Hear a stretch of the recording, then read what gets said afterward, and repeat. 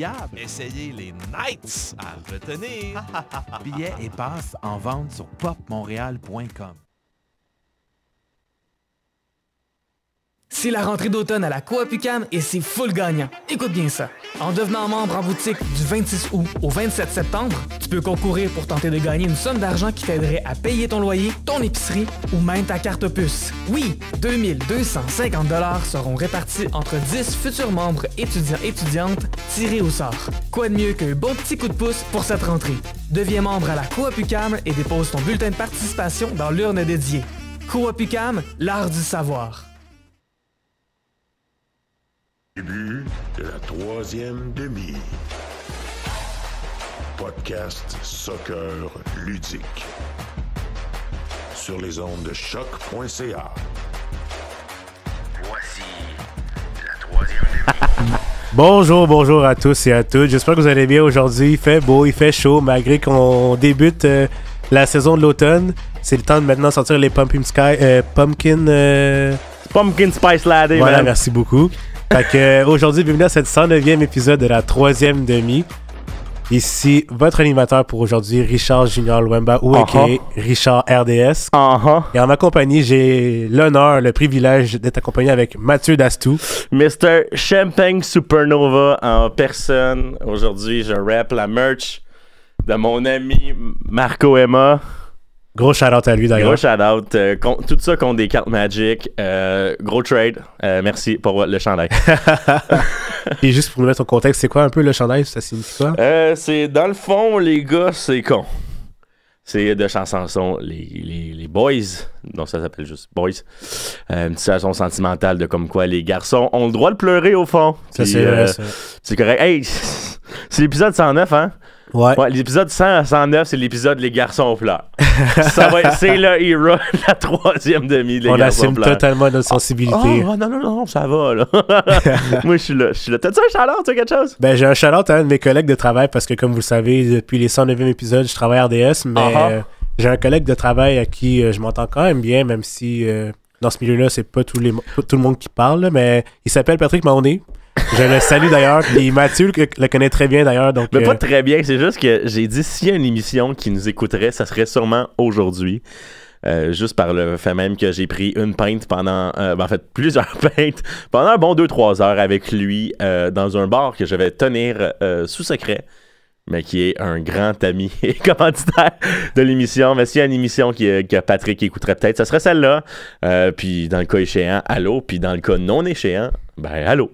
Dans tous les cas, moi, je vais le voir à l'île des Sœurs. Fait que je te salue, Pat, puis on se voit bientôt, peut-être samedi ou la semaine prochaine. C'est vrai, vous êtes encore en mode camping, right? Ouais, toujours. Mais ça s'améliore, là, tranquillement, pas vite, les studios. Là. Je pense que tu peux baisser un peu mon mic, je me vois piquer un peu.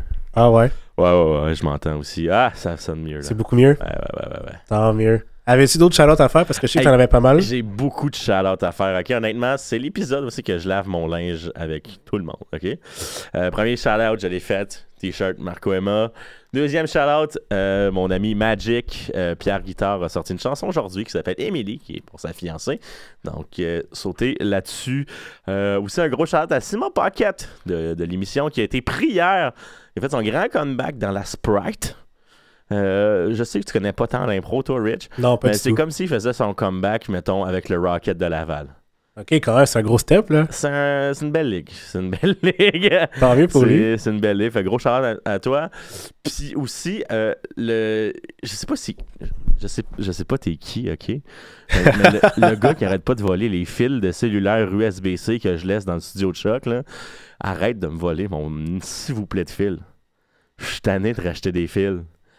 Utilise-le, mais vole-moi-les pas. Le gérant nous écoute, là, fait que je sais pas si écoute, tu dis moi, ça fait 3 fils qui disparaissent en l'espace de 13 semaines. Ils vont me dire, ouais, mais garde tes affaires. Je suis comme, ouais, je laisse la disposition. C'est très communiste comme fil. C'est pour tout le monde, mais laisse-les là. Écoute, les fils, tu peux t'en acheter au Dollarama, c'est pas tant cher. Ben, il vient du Dollarama aussi. En plus? Ben, c'est comme, hey, garde, moi, je le laisse là à disposition de tout le monde. Après ça, vous en faites ce que vous voulez, mais comme, hey, aidez-moi à vous aider, guys. Écoute, C'est une denrée rare, hein? C'est ma opinion, hein. C'est ça. Est-ce que tu veux qu'on commence avec les chapeaux droits avec quelques nouvelles brèves? Hey, j'adorerais ça parce qu'on a toujours fait ça comme ça. Parfait. On change pas une formule gagnante, comme on dit. Donc, on va commencer un petit peu en Angleterre parce que, justement, un petit clin d'œil à ton club favori Sunderland. Ouh, ça, là, je suis très excité. Une pépite, à moins que tu me corriges, là. Non, ça fait 2 ans que j'en parle depuis que l'âge de 15 ans. J'aimerais faire un shout à David Bocage qui a décrit sa passion du hockey et des jeunes comme une sorte de pédophilie sportive. Mais de regarder des jeunes éclore puis se développer, je me doute que tu vas parler de Chris Rigg. Exactement. Qui a pas assez proche d'être à Newcastle à cause qu'il est né dans le Upper Sunderland, mais soit juste l'autre bord de la rivière. En gros, c'est une rivière qui sépare les deux régions. Et cette haine entre les deux régions. Et Chris est né au nord, donc dans les bordures de ce fleuve. Mais il est rouge, il est noir et il est blanc. Quelle preuve de patriotisme là-dessus. Mais ça aurait été quand même drôle de le voir à Newcastle, malgré tout. Là. Ah non, mais regarde, ils n'en ont pas de besoin. Ils ont déjà un monsieur qui aime l'huile. Mais je pense que d'aller parler aussi que Chris Rigg est passé de 300 000 à 9 millions sur Transfer Market en un seul update, qui est un update de 2900%, si je ne m'abuse. Oui, en effet, c'est exact. T'as fait tes devoirs, là? Je connais mon club, Rich. J'espère bien. Il s'en va du côté de Manchester United, pour ceux qui ne savent pas. Peut-être. Il y a des rumeurs qui l'amèneraient du côté de Manchester United, mais honnêtement, je pense qu'en ce moment, c'est pas le bon temps de vendre le bon Chris, qui a tout juste 17 ans depuis juin. Donc, il est très, très, très jeune. Je ne sais même pas s'il a le droit de conduire un char. Je ne connais pas les règles d'Angleterre, mais selon moi, il ne conduit pas de char. C'est un scooter. Regarde, j'y souhaite un Yamaha Wiz, OK? Mais ce que je veux dire, c'est que Chris Rigg est en montée dans la dernière victoire de Sunderland. Il a fait un beau but, le seul but de la rencontre, 1-0, un but du talon. Un back heel goal. Une maja, comme on dit dans le jargon. Une maja. C'était spectaculaire. Tout juste 17 ans, comme j'ai dit, les autres joueurs, mettons, gros shout-out au capitaine Luke O'Neill, de Sunderland, qui le traite comme un véritable bébé chat. Tu le vois qu'il le tire littéralement par le bras dans les entrevues. Comme non, c'est ça, là, à cette heure, t'as dit ce que t'avais à dire, décolle. Ça, c'est faire preuve de protection. 10 ans, pas plus. Ben, c'est parfait. C'est exactement ce qu'il faut, là. C'est un leader, le bon Luke. Mais ouais, puis je pense que à Manchester, il jouera pas. Non, ben c'est sûr, c'est un prêt. Ben, c'est pas un prêt, mais d'après moi, il va être prêté. Oui, ben, il va être vendu puis il va être reprêté. Il y a sûrement une clause comme ça, mais d'après moi, c'est juste le début de l'engouement envers ce jeune homme-là. Que je sais que je pourrai pas garder mon bébé chat longtemps parce que, tu sais, depuis ses 12 ans, à toutes les équipes, il a fait toutes les équipes nationales anglaises. Et s'il n'était pas capitaine, il faisait partie du contingent de leader dans ces équipes-là. Fait que, tu sais, dès qu'il y en avait un qui était blessé ou suspendu, c'était lui qui avait le brassard. Fait qu'il y a beaucoup de leadership, très, très jeune, très créateur. Mais aussi, Chris va être une prochaine des superstars ok, c'est à ce point-là. C'est un big thing. C'est le gars à surveiller. C'est le big thing. C'est le gars à surveiller, comme tu l'as dit. Cette année, c'est juste 6 matchs, une possibilité de 7, si je ne m'abuse. Mais il est là, le bon Chris. Tant mieux. Si vous voulez la petite histoire, 1m77, c'est un central midfielder. Qui peut jouer aussi, je ne m'abuse. Attends, c'est ça, il joue partout. Si c'est au milieu médian. Fait qu'autant attacking que defensive, mais lui, c'est center mid. Fait qu'il peut jouer comme en 6 ou en 8. Oui. Ouais, mais... À la limite, même un 10, je sais pas. Ouais, comme en 10, mais il préfère être en 8. Sa position de prédilection, c'est un 8. Mais ouais, ça m'excite beaucoup. Je sais que je ne le garderai pas longtemps, mais comme je sais qu'on peut encore le faire. Parce que là, il est partant le 3/4 du temps, ou sinon il embarque à 70e minute. Le seul truc qu'il va falloir faire attention avec des jeunes joueurs, c'est de faire attention de le protéger parce que c'est bien beau l'exposer aux yeux de tout le monde, mais s'il n'est pas bien entouré, puis justement, comme tu l'as dit, le capitaine est comme son bras droit, donc forcément, c'est une bonne chose en soi pour son développement en tant que jeune joueur. Non, mais c'est ça. Sunderland, en ce moment, tu sais, j'arrêtais pas de dire en joke de comme faut rester 10 ans en championship. En championship pour se rebuilder, mais comme le build-up se fait très bien parce qu'avec des Anthony Peterson dans les buts qui est en devenir un des meilleurs gardiens anglais. Il a juste 24 ans, il vaut déjà 12 millions d'euros. Ça reste à voir. C'est ma chronique Sunderland déguisée. On est parti, là. Puis on a le frère de l'autre aussi, hein. On a Bellingham. Joe Bellingham qui est là, Chris Rigg qui est en énorme montée. Puis il faut pas oublier des right backs comme Trey Hume qui est là. On a Chris Meffam qui vient d'arriver en prêt, mais d'après moi, il va rester là. Dan Neal qui est le vrai capitaine de cette équipe-là, qui est le capitaine, mais Luke Onaya qui est le deuxième capitaine, puis le capitaine non-dit de l'équipe. Daniel Ballard, qui est en montée aussi, center-back. C'est vraiment des gros joueurs. Patrick Roberts, right-wing, excellent joueur. L'ancienne gloire de Manchester City. Oui. Alan Brownie, puis on vient de signer Aaron Connolly, un Irlandais de 24 ans d'une valeur de 2,5 millions. Ça reste à voir, mais l'avenir est très, très, très, très prometteur pour Sunderland. Je pense qu'on se donne les moyens du bord pour s'en sortir. Cette année, moi, je prévois au moins mais là, parce qu'on est premier. OK, on est premier. Mais je sais pas à quel point ça va durer parce qu'on a 5 victoires et une défaite, si je ne m'abuse. Le Championship, ça va vraiment vite. Ça va très vite, mais c'est ça. Dans les 2 premiers, pour la promotion automatique, je trouverais ça rough. Mais les matchs de barrage de playoff, je pense que c'est quelque chose de quand même très accessible pour les chats noirs de Sunderland. Puis en plus, durant les playoffs, tu peux t'attendre à n'importe quel résultat, que ce soit Coventry l'année passée qui ont failli accéder en Premier League, avec un attaquant très très remuant en ce moment même, Adji Wright ou même Victor Gyökeres, qui est maintenant rendu au Portugal depuis 2 ans, là, mais ça aurait pu être intéressant de voir Coventry, puis justement accéder aux playoffs, là, tu sais pas à quoi t'attendre. Mais non, mais c'est ça, tu sais, les playoffs, ça reste bien une demi-finale à aller-retour puis une finale à Wembley, hein. Fait que c'est 3 matchs. Tu sais, le premier match, mettons, tu comptes 2 buts. Le deuxième match, tu parques le boss, tu perds 1-0, mais tu passes en finale. Puis en finale, qu'est-ce qui peut se passer? Tu le sais jamais. Tu sais pas que eux, l'autre bord, estiment leur gros goal scorer. Il a célébré de manière abusive. Après ça, il a fait un tac trop risqué. Puis là, il est suspendu pour la finale. Ça, c'est un avantage pour l'équipe adverse. Tu sais, c'est la fameuse phrase au hockey, c'est pas fini tant que c'est pas fini, là. Mais c'est pas commencé tant que c'est pas commencé ou non plus. Hein. ça, c'est moi 2024. Vous l'avez entendu, c'est la troisième demi. C'est pas commencé tant que c'est pas commencé, Mathieu Lestou. Mais oui, je dois avouer que c'est la première fois que je suis autant excité d'être un partisan de Sunderland depuis une bonne dizaine d'années quasiment. Là. Puis si je continue un peu là-dessus, on va juste transférer un peu le bonheur que Mathieu a, mais vers du côté de l'Angleterre, mais du côté de la Mercy. Il y a Gareth Southgate qui pourrait potentiellement être coach à Everton. C'est vrai, il serait dû pour un changement à Everton. Ouais, parce que ça va mal de plus en plus à Everton avec Sean Dyche, le potentiel propriétaire qui pourrait peut-être être Jay-Z, mais là, Jay-Z, c'est un petit peu chaud en ce moment, comme vous le savez. Ah ouais, avec Didi. Avec Didi, mais Pop. Ça, c'est une parenthèse. Mais Southgate pourrait peut-être être coach à Everton. Ça serait intéressant de voir. Je pense que Gareth Southgate, c'est pas un mauvais cas. Il l'a démontré avec l'Angleterre. Il a aussi démontré son grand leadership parce que c'est lui qui s'est tassé de la sélection, pas la sélection qui l'a tassé. Il disait qu'il n'y avait pas de regret d'avoir quitté la sélection. Il disait qu'il n'y a pas de regret, mais ici, il disait comme moi, j'ai tout donné, j'ai plus rien à leur apprendre. Puis, tu sais, autant foncer que se retirer, c'est un énorme signe de leadership puis de reconnaissance. Puis je pense qu'il en a fait beaucoup preuve là-dedans. Puis je pense qu'il a laissé quand même un bon leg à la sélection anglaise. Tu vois qu'il y a pas mal de bons jeunes joueurs qui éclosent, qui sont vraiment des superstars. Après, si le collectif arrive à atteindre le potentiel qu'ils peuvent aller chercher avec un autre coach, c'est juste une continuité par après. Ouais, mais ils sont mieux d'engager quelqu'un pour de vrai, l'Angleterre, parce que j'ai entendu dire qu'il y a un Anglais qui est avec la sélection canadienne qui... il serait peut-être vraiment avec la sélection canadienne. Hein? Je regarde pas aucun attaquant qui s'appelle Daniel. Mais... non, mais ce que je veux dire, c'est comme... Je pense que le bon Jesse est en garde... Parce que d'ailleurs, Jesse Mark nous a promis beaucoup de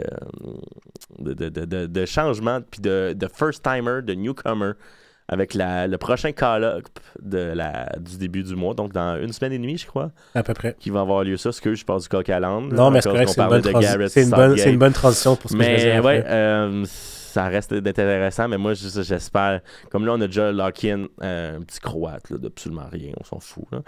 Puis, la pépite de Simon, en passant. Oui, je blaguais. Mais comme si on peut faire un big splash avec un Daniel Jebison... Là. Ça serait une bonne chose pour la sélection. Je sens les frissons jusqu'ici. Là. Excuse, Une chance que j'ai mis de la grosse lumière, sinon on verrait mon front perlé en ce moment. Mais oui, ça va plutôt bien. Puis en parlant de la sélection canadienne, un petit détour du côté de la belle province, du côté de Montréal, parce qu'ils vont s'entraîner Tiens.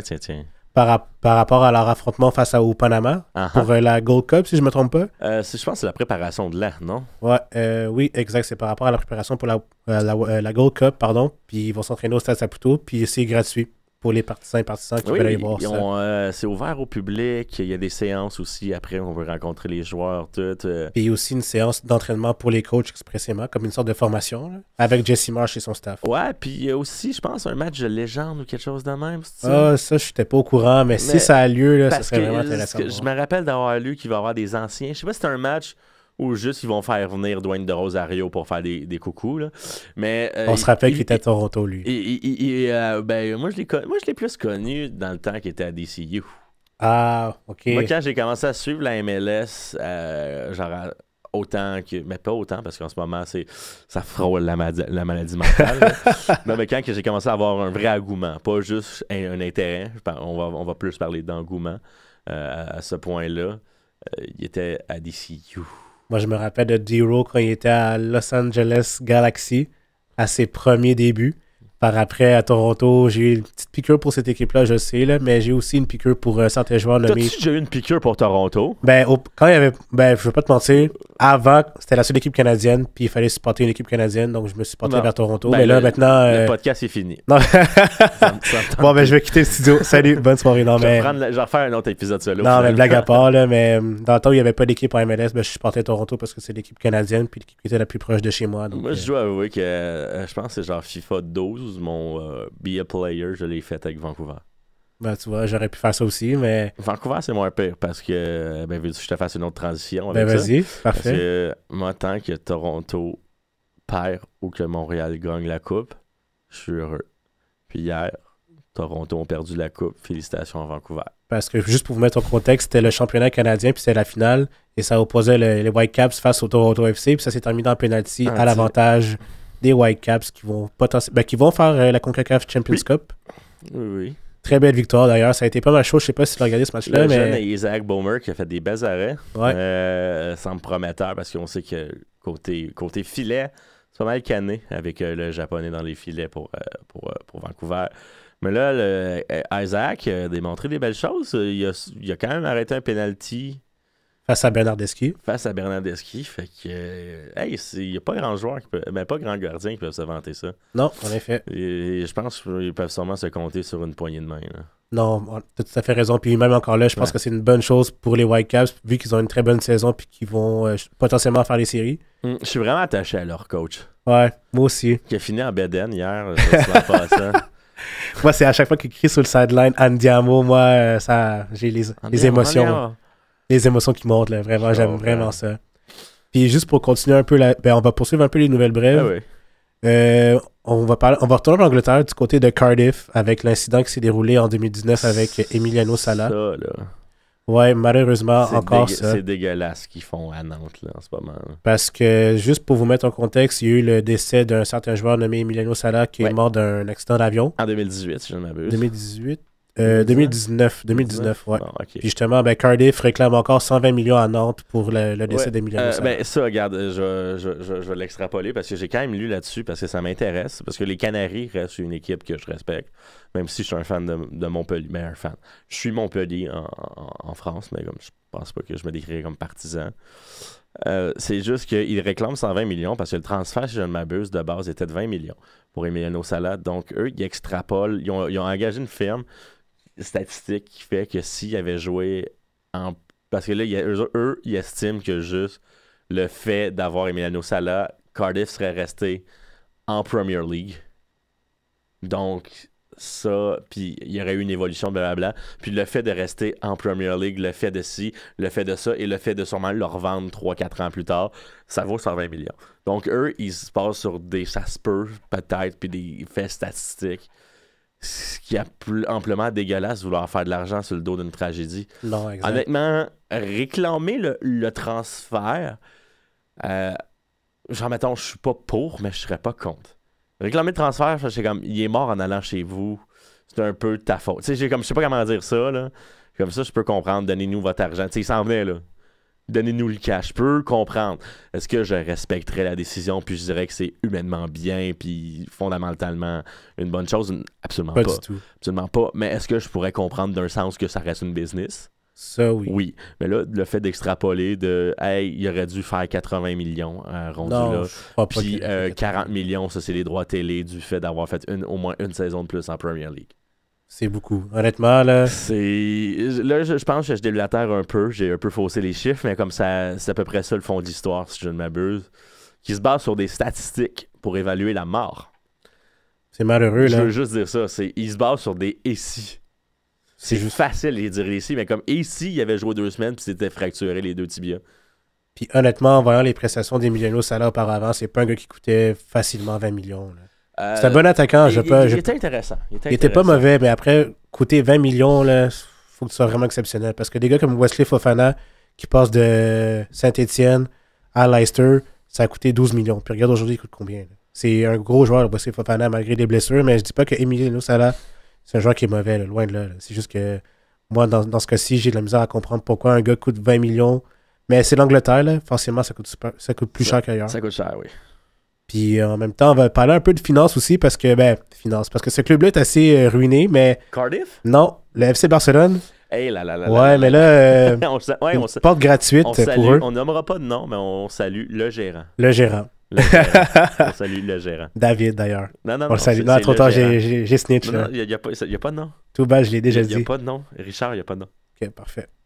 Le FC Barcelone sont allés chercher comme agent libre Wojciech Szczesny. Est-ce qu'ils ont été cherchés ou c'est-tu confirmé? Ou ouais, c'est officiel, ouais. Aïe, aïe, aïe, aïe, aïe. Hein? Ouais.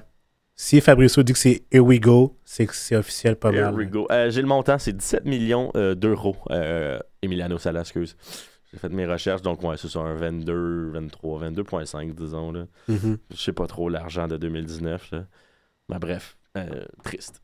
Très, en effet. Puis justement, pour continuer un peu là-dessus, Wojciech Szczesny qui est agent libre parce que Marc-André Ter Stegen a été blessé il y a quelques jours face à un club en espagnol pendant un match dans la Liga. Out 8 mois. Ouais, ça fait très très mal. C'est pas mal une saison, ça, non? Oui, c'est une saison, plus des compétitions internationales. Donc, Puis en plus, tu sais, pauvre lui, Manuel Neuer venait prendre sa retraite internationale. C'est vrai, donc ça fait en sorte qu'il n'y a plus de gardien numéro 1, on va dire, ni de numéro 2. Là, ça serait qui, le numéro 1? Ce serait soit Kevin Trapp ou Oliver Baumann, qui joue à Hoffenheim. Je pense que ça va être Trapp. La logique aurait tendance à dire que ce serait Kevin Trapp, parce qu'il a beaucoup plus d'expérience, mais je dis pas que Baumann est mauvais non plus. C'est un bon gardien en Bundesliga avec Hoffenheim, mais pour la qualité, j'aurais tendance à dire Kevin Trapp, pardon. Je comprends. Ouais, c'est malheureux, là. Je sais pas c'est quoi le depth chart des gardiens de but en Allemagne, là, mais Kevin Trapp et Oliver Baumann, c'est les deux seuls gardiens qui me viennent en tête. Là, mais en ce moment, le troisième... Ok, c'est ça. Les trois goalers, c'est Ter Stegen, Alexander Nobel. Nobel, ouais. Peut-être lui. Qui joue à Stuttgart. Mais Baumann, il a 35 ans, puis une valeur marchande de 3 millions. Je pense que ça pourrait être genre... C'est ce que je veux dire, c'est ouvert. Puis un Kevin Trapp qui a... Il y a quoi? Il y a notre âge, Kevin Trapp? Non, il est un peu plus vieux. T'es sûr? Mais il y a peut-être plus l'âge à Pete de Cheat. Ouais. Il a 34 ans. Ah, ouais, hein? Ok, je pensais qu'il était un peu plus jeune que ça, mais ça pourrait être son... Ben, c'est ouvert. À moins qu'il y ait un jeune qui se décide de se réveiller aussi. Bref, ça peut être intéressant pour, pour le sélectionneur de gosser là-dedans. Julian Nagelsmann. C'est encore lui? Ouais, c'est lui. C'est encore lui. Je m'ennuie de Joachim. Juste à cause de son fouillage de nez, puis... Le grattage de base, ça reste quand même mon meilleur moment de ce gars-là. Incroyable. Tu sais, on appelle José Mourinho de Special One. Ouais. Non, c'est lui le real Special One. Mais pas pour les bonnes raisons. Non, en effet. Parce que José, c'était spécial, genre il est spécial, mais l'autre, c'est parce qu'il est spécial. La distinction entre les deux. Entre spécial puis spécial. Ouais. Puis on va rester encore une fois dans les cages, mais plus côté montréalais. Un gars de chez nous, Jude Vélé de Michel, qui s'en va du côté de Halifax avec les Wanderers en CPL en tant que prêt là-bas pour s'acquérir un peu plus d'expérience. Short loan parce qu'ils ont des blessés. Donc c'est pour en fin de semaine seulement, si je ne m'abuse.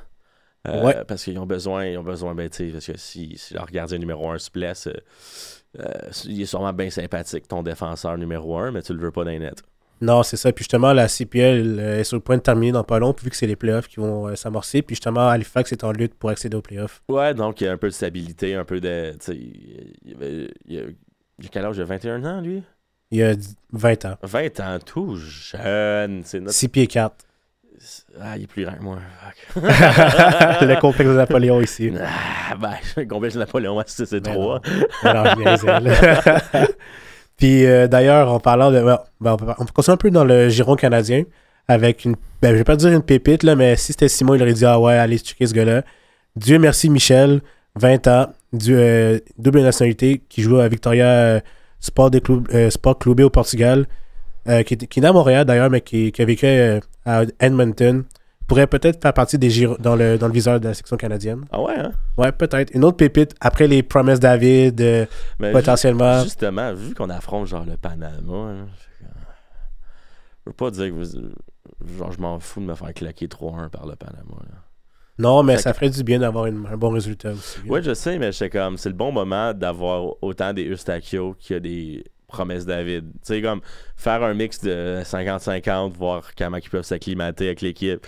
Puis s'il y en a un ou deux qui sortent du lot, que t'es comme out, qui peuvent faire partie d'un genre de 18 bientôt, t'as gagné ton échantillon, je sais pas comment dire ça, mais comme faut l'essayer. Plus un potentiel joueur qui joue très bien en ce moment en Belgique, là, Kwasi Poku. Oui, ça aussi, c'est un autre affaire. Ça, c'est un beau problème. Là, on parle de l'ancienne Forge, n'est-ce pas? Exactement. Ouais, qui est 21 ans, si je ne m'abuse. Ouais. Il joue très bien en ce moment. Il a même marqué 2 buts. Ça reste à voir. L'avenir est très prometteur pour le Canada, en tout cas plus que le passé. Mais faut voir. C'est un heureux problème qu'on a d'avoir autant de beaux... bons prospects. De beaux cadeaux qui s'en viennent. Là. Puis en plus, on peut aller en voler plein. Aux States, au Mexique, en l'Italie, en Angleterre. Là, tu parles de coller au show, là? Je parle de personne. Mais non, je veux dire, c'est comme on a tellement le choix de comme justement, tu sais, on vient d'attirer le Croate, on attire Jebeson, si on réussit à développer 1-1-1, on va être plus intéressant pour ces joueurs-là aussi. Puis justement, on cogne à la porte de 2026 parce que ça arrive bientôt, là, qu'on le veuille ou non. Là. Oui, si on a une bonne sélection avec des bons jeunes joueurs. Non, malheureusement. Malheureusement, mais ça, on parlera à Valérie pour ça, là, mais... Non, c'est plus à François Legault. Hein. C'est le Québec qui avait refusé de payer les millions, en tout cas. Non, en tout cas. On paye les Kings pour une game à Québec, mais... les Kings, on les paye 7 millions, puis on paye aussi 5 millions pour du golf sur l'île Bizarre. Ouais. D'ailleurs, allez voir ça, c'est super nice pour les amateurs de golf. Oui, mais t'as besoin d'une vignette pour rentrer sur l'île Bizarre. Hein? Ah ouais? Ouais, moi, je l'ai. Ah ben... Avec ma job à la ville, les grands parcs. J'ai été à l'île Bizarre mardi, mais bref, ça m'a pris 50 minutes de Hochelaga me rendre au pont de l'île Bizarre et 50 minutes pour rentrer sur l'île Bizarre. Yeah boy, le trafic que ça engendre, j'en doute même pas. Ah, puis ça, c'était juste le opening day des practices. Là. Oh my god. Attends, la fin de semaine, ça va être le bordel. Ah, mais moi je suis pas là. Ils m'ont demandé, puis j'ai fait comme, d'autres choses à faire. Puis d'ailleurs, on va bientôt terminer un peu les nouvelles brèves puis attaquer un peu plus le côté croustillant, le CF, puis aussi une liste exhaustive qui est sortie il y a quelques jours. On finit les nouvelles brèves, on saute sur Montréal puis on finit avec la liste. Okay, bon? Parfait. Le LAFC, champion à nouveau de la US Open Cup. Ouais. Puis justement, Kai Kamara avait fait une déclaration à Don Garber qui était là, comme quoi il disait que les clubs en MLS allaient plus être en US Open Cup, mais lui il faisait un peu de forcing pour ramener les clubs en MLS parce que c'est justement ça qui fait la réputation de la coupe. Puis Garber n'avait pas répondu par rapport à ça, mais d'après moi, ça a clairement fait bruit. Mais en même temps, depuis la création de la MLS, les clubs américains MLS ont juste perdu une fois face à la USL. Oui. Est-ce que tu te rappelles, c'est quel club? 98, les Rochester Rhino. Oh my god, ça fait longtemps, là. Le club défunt, qui n'existe plus, et qui avait, depuis, je pense, 2-3 ans, qui avait comme propriétaire... On l'a reçu à l'émission. My God. Jamie Vardy. Ah, c'est vrai. Oui. Jamie Vardy. C'est vrai. J'avais oublié ça. Ouais. Quel proprio incroyable. J'en doute même Quel pas. homme incroyable en général, en tout cas. Vous irez voir sa routine. assez spécial. Le régime Vardy, ça reste un rêve. Là. Moi, j'ai l'impression que je meurs dans 1 mois si je fais ce régime-là. J'ai goût de l'essayer. Hey, pour vrai, on va te perdre, man. Tu vas revenir, man, tu vas caler des cheveux pis tout. Non, je crois pas. Mes cheveux sont tout à fait en santé. Puis, oui, parce que tu fais pas le régime Vardy. Non, en effet. Mais c'est ce qui conclut un peu les nouvelles brèves. Là, on va s'attaquer un petit peu à la game du CF Montréal face à... Oh my God, j'ai oublié le nom de l'équipe. Chicago Fire. Merci beaucoup. En plus, j'étais au stade. Imagine. Comment ça, t'étais au stade? Ben, parce que fallait que je prenne du temps pour moi, tu sais, je vis des trucs personnels. Je veux dire comment t'es rentré dans ça. Ah, grâce à toi. Ah, ça fait plaisir. J'ai fait un trou dans la clotte, donc j'ai donné mon billet. Ouais, belle expérience, honnêtement, c'était le fun. Ouais, d'ailleurs, juste à émettre une opinion sur Chicago en général. Il s'appelle Chicago Fire à cause des grands feux de Chicago, mais comme vous avez créé votre propre malheur en bâtissant une file en bois et en goudron. Fait que, c'est sûr que vos pompiers, c'est des héros. Il y avait rien que ça, éteindre des feux! Bon, parfait. C'est pas mal le histo. Mais ouais, t'as vu le match, comment ça, puis j'embarque. Ouais, honnêtement, c'était super le fun. Déjà, l'ambiance était vraiment assez présente, mais sur le terrain, c'était plutôt intéressant. J'ai bien aimé la prestation de certains joueurs, que ce soit Caden Clark, parce qu'au début, je te mentirais pas que j'ai pas été impressionné de ce qu'il m'apportait, mais par après, plus il commençait à prendre du galon, puis plus tu le sentais investi dans le jeu. Donc, Caden Clark là-dessus était super bon. Le bon Caden Clark aussi. Hein. Mais il y a tellement de potentiel. Là. Ben, je pense qu'on a gagné ce trade-là.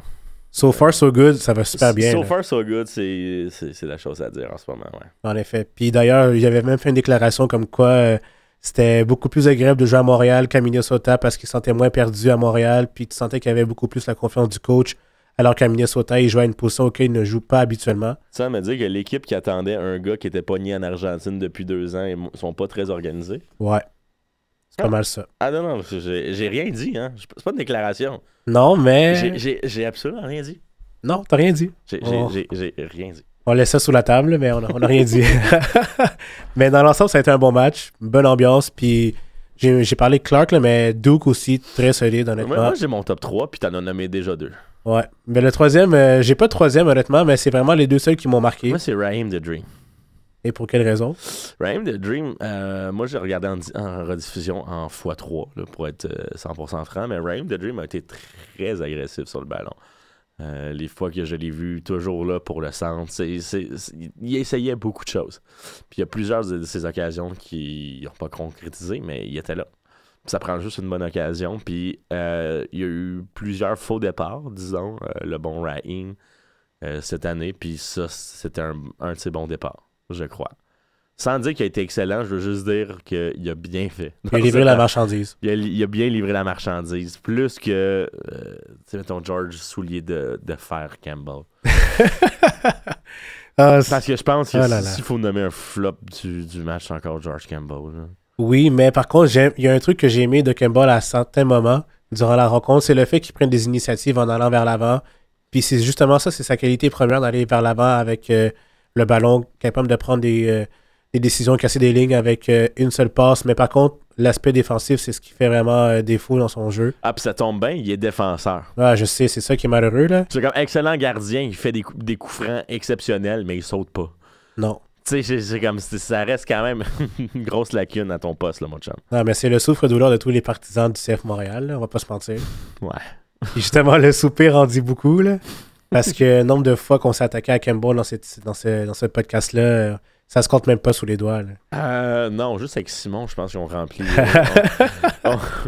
on remplit les doigts et les pieds. Non, soit Simon, soit mon frère, soit toi, soit Pierre. Pierre, habituellement, est le gars le plus optimiste parmi nous, mais. Pierre est le peacemaker du groupe. De ce podcast, ouais. Non, en effet. Mais dans l'ensemble, ça a été un bon match. Puis justement, tu as parlé de la prestation de Raheem Edwards, mais il faut aussi saluer la performance de Nathan Saliba qui a été encore une fois très bon à mon goût. J'ai aimé son volume de jeu qui ne cesse d'accroître de plus en plus. C'est le fun de voir un gars de la maison se développer de même. Franchement, là, c'est très positif pour la suite. Non seulement pour le club, mais aussi pour la sélection canadienne, mais aussi pour sa valeur marchande. Mais moi, j'espère qu'on ne le prendra pas pour acquis, comme qu'on a pris pour acquis Mathieu Choignard.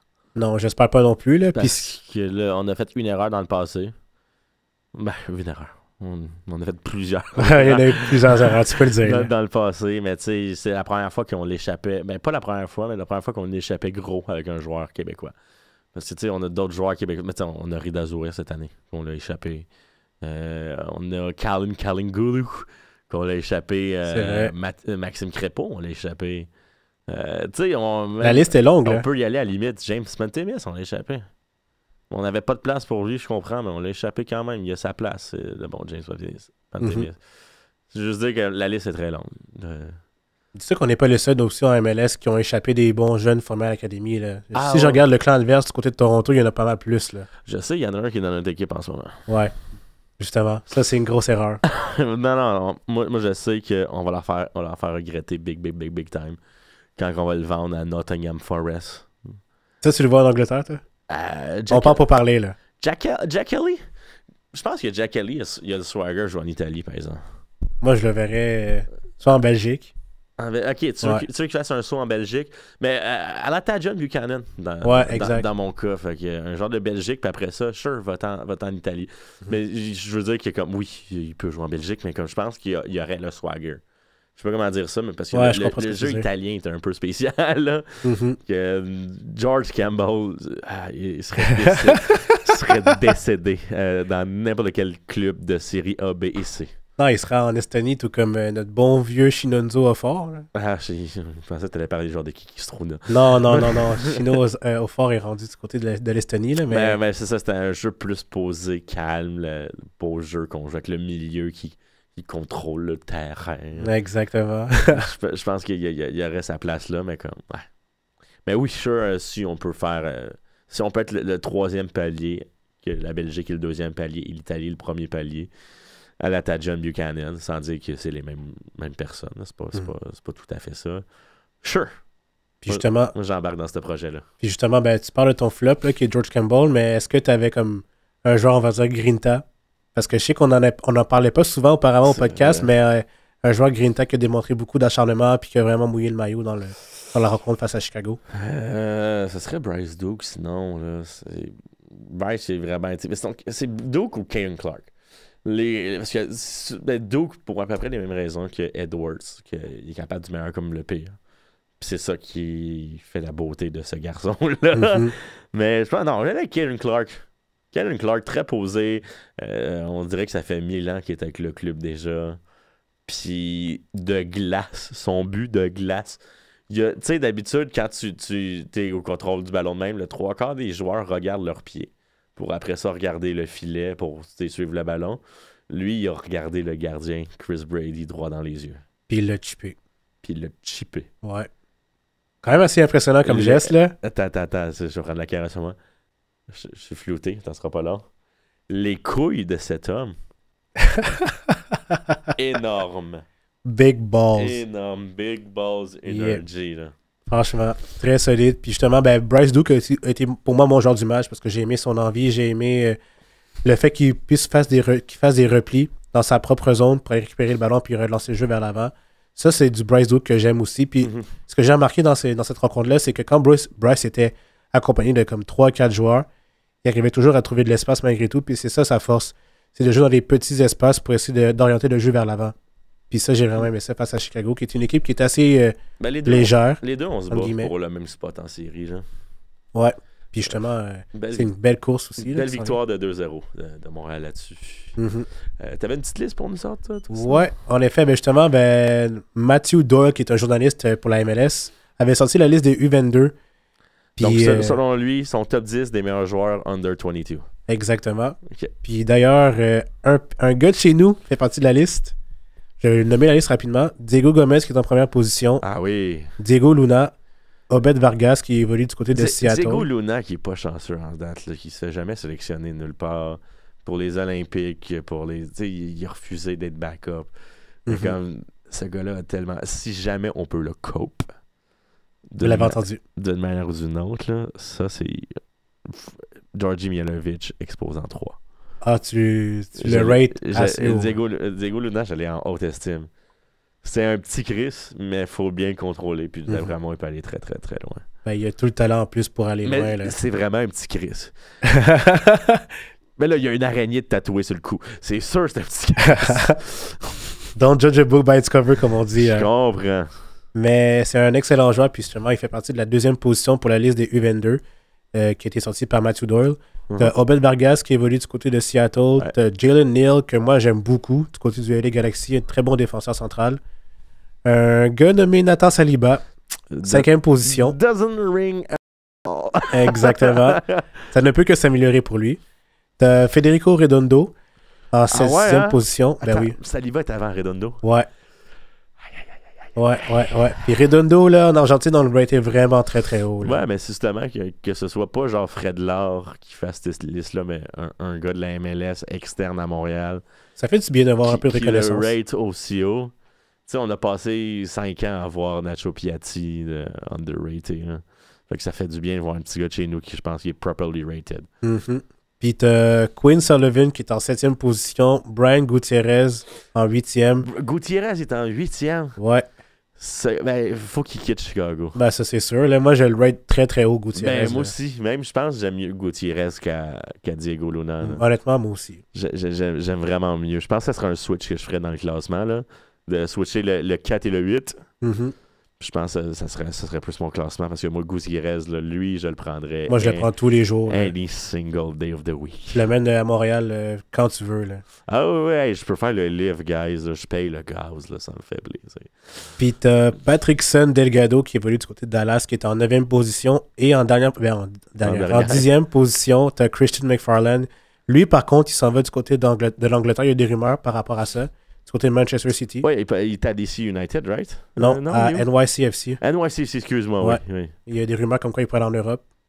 C'était comme en milieu de saison, là, parce qu'il commençait à bien performer. Puis justement, il n'y a pas de fumée sans feu. Exactement. Puis justement, ben ça, c'est une très belle liste qu'on vient de voir, mais je sais que du côté du CF Montréal, il y a eu des joueurs aussi auparavant qui auraient pu percer le top 5, même top 6, mais le dernier qui a été élu très très près, ça a été Felipe Martins en 2012. Puis si je me trompe pas, il a été 7e. Ah ouais, hein? Ouais, 7e. Ça fait 11 ans qu'on a peu de joueurs dans le top 10. Ouais.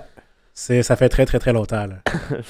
Mais en même temps, Felipe Martins, il a une belle carrière. Là. À Montréal, oui. Ben, tu sais, il a roulé sa bosse en MLS, là. Autant avec DC, autant qu'avec Orlando, qu'avec Montréal. Là, il est rendu où, là? Je ne sais plus, mais il a joué avec les Red Bulls aussi. Oui, c'est vrai, parce qu'on l'avait échangé pour Ambroise Oyongo. Exactement. Et Eric Alexander. Ah oui, mille pardons, Eric Alexander. Ouais, en effet. Mais je pense qu'il est encore à Orlando. Oui, il est encore à Orlando en ce moment, Felipe Martins. 11 matchs de jouer en MLS, 0 en Leagues Cup, aucun but, 3 cartons jaunes, 10% de minutes jouées. Pas beaucoup, là, étant donné que c'est un remplaçant, mais en même temps, l'effectif d'Orlando, c'est assez stack, là. Hey, il a joué à Vancouver. Ah ouais? Avec Alfonso? En 17-18. Ok, c'était avant, là. Puis il a joué à Austin aussi. C'est vrai. Aïe. Il a fait sa bosse, il a roulé sa bosse, pardon. Mais tu sais, ça fait 12 ans qu'il est à MLS, fait que félicitations à lui. Hein. Bravo à lui. Puis justement, juste pour conclure là-dessus... Mais moi, c'était mon premier joueur préféré à Montréal, soit dit en passant. Ah ouais? Mathieu, de 15 ans, adorait Felipe Martins. Ah, moi, c'était Sana Niassiu.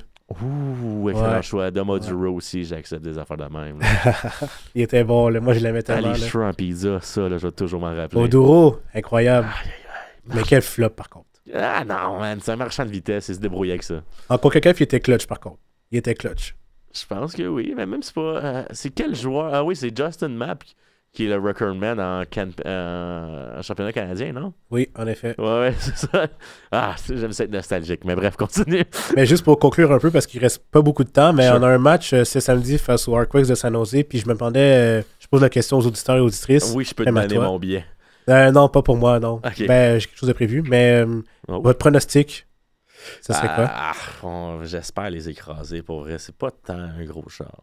C'est pas un gros char, les Earthquakes, là. Ils me font pas peur. Ils ont des bibocés que je voudrais, puis ben, c'est quand même une poubelle en feu depuis 4 ans, là.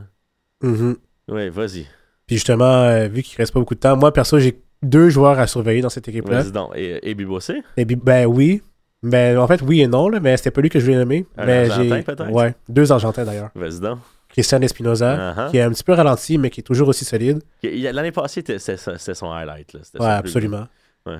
Puis t'as Hernan Lopez, qui est arrivé tout récemment en milieu de saison, qui fait très très bien là-bas. J'avoue, je connais pas Hernan Lopez. Très bon joueur. Mais je vais le regarder ce samedi, pendant que je vais être à Valleyfield. C'est un rendez-vous? Oui, mais à la radio ou par Ah non, c'est vrai, j'ai Apple TV, je peux l'écouter légalement. Sur Apple TV. Fait qu'un pronostic. Hey, 2-0 Montréal, fuck them. Parfait. Moi, je vais dire un 2-1. Et si je prends la parole pour Simon, il dirait genre un 24-0. Sur ce, top 10. Ciao!